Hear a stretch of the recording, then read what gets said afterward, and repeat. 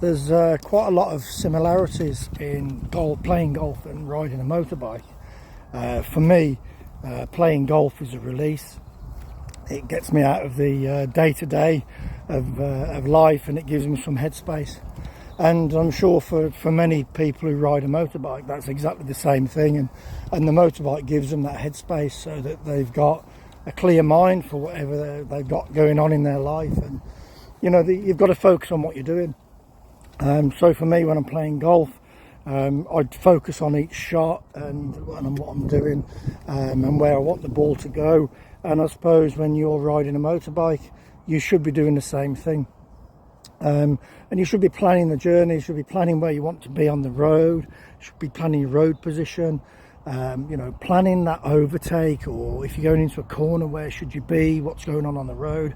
And it's all of these things, all these hazards that you're planning to avoid or miss. And that's the same when I'm playing golf. I'm trying to avoid the bunkers and the bushes and the trees. But the similarity is you can't just go out and just play golf if you've never played before and expect to be good.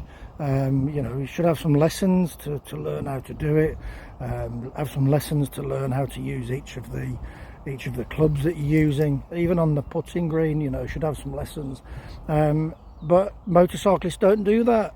They pass their test and then they're off, and they think that they're going to learn on their own, and that DIY approach is not the best way to learn how to ride. I do have a story about a DIY approach, and I'll tell you that later on as I play my round. But basically, get some lessons once you pass your test, and that'll stand you in good stead for the rest of your life.